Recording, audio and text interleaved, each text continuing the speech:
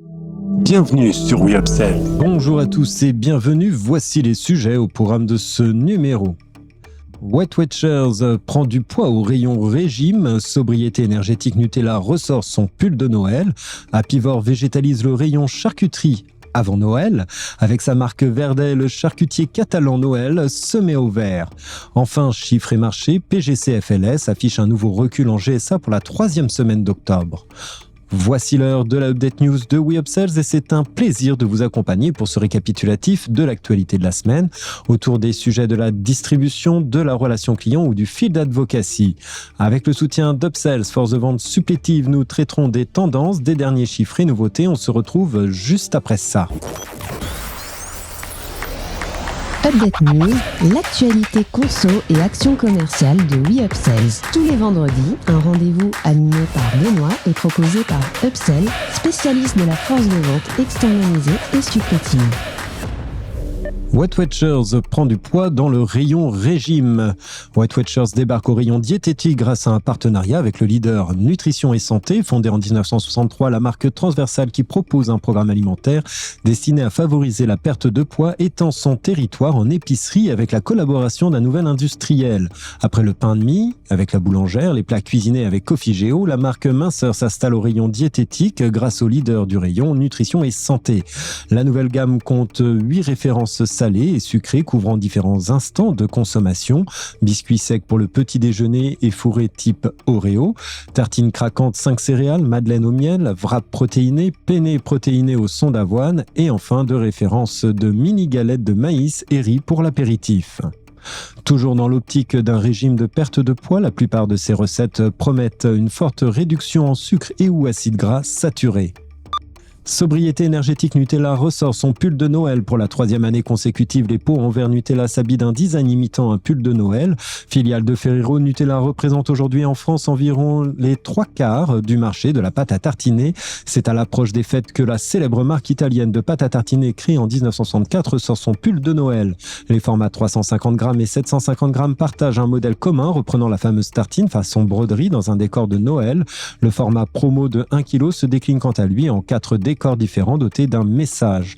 Ce dernier aura la possibilité d'être personnalisé et d'être accompagné de 8 créations sur le site de Nutella.fr. En parallèle, la marque réédite un véritable pull à ses couleurs. Comme l'an passé, l'achat d'un pot permettra de participer à un tirage au sort afin de gagner ce même pull et briller notamment le 16 décembre, journée dédiée au pull de Noël. Apivore végétalise le rayon charcuterie. L'entreprise a présenté au CIAL ses derniers lancements élaborés à partir de protéines de blé relevées d'épices et d'arômes grâce au poivre rouge et au poivron noir. Apivore lance sa gamme de charcuterie végétale avec du salami et du chorizo. La start-up française, cofondée en 2020 par Guillaume Dubois et Cédric Meston, a bouclé en juin 2022 une nouvelle levée de fonds pour un montant de 35 millions d'euros et a choisi d'investir dans son outil de production. Riche en protéines, faible en acides gras saturés, le chorizo et le salami bénéficient respectivement d'un Nutri-Score de A et C. S'enthousiasme Guillaume Dubois après la reprise d'un site de Laberry Fine Foods à l'arrêt depuis 4 ans situé à Chevilly dans la Loiret. Apivore mène actuellement une rénovation complète du site qui entrera en production à la fin de l'année. À plus court terme, la start-up prendra le départ de la route du Rhum le 6 novembre depuis Saint-Malo pour rejoindre la Guadeloupe aux côtés du skipper Nicolas Destet. Avec sa marque Verdet, le charcutier catalan Noël se met au vert. Noël, un groupe alimentaire espagnol de charcuterie créé en 1940, présente sa marque Verdet. C'est à l'occasion du CIAL que le charcutier catalan a présenté Verdet qui signe une large offre de substituts végétaux à la charcuterie et aux produits de la mer. Pour la fabrication des produits, l'entreprise privilégie des protéines de pois et de soja.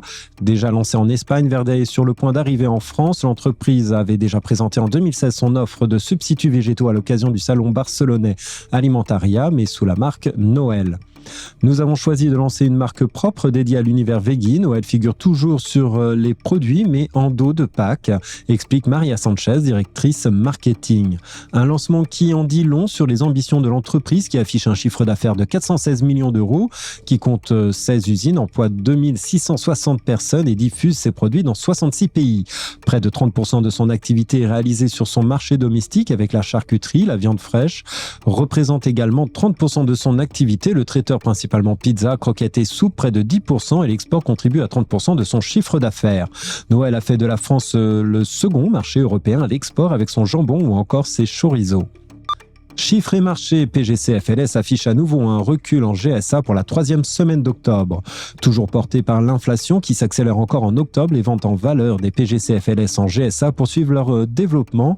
La semaine dernière, le rythme fléchit par rapport aux 2 semaines précédentes et les ventes en volume se contractent pour la 4e semaine consécutive, atteignant moins 3,6% versus 2021. Toutefois, la croissance volume par rapport à 2019 s'amenuise pour finir à plus 0,4%. Le DPH, moins 8,3%, les surgelés glaces, moins 7,3%, et les spiritueux et champagne, moins 6%, sont particulièrement mal orientés.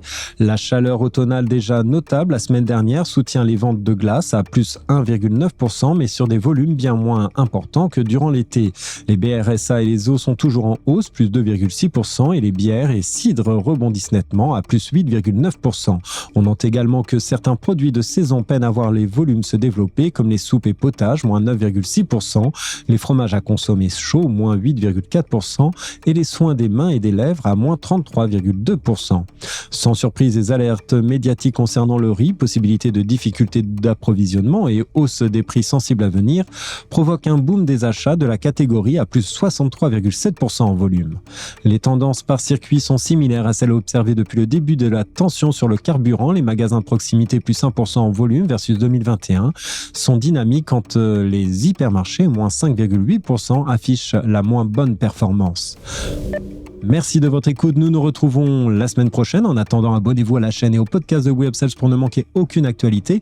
Enfin, n'hésitez pas à commenter, à réagir sur les sujets. Les équipes d'Upsell et moi-même, nous vous souhaitons d'excellents moments à tous.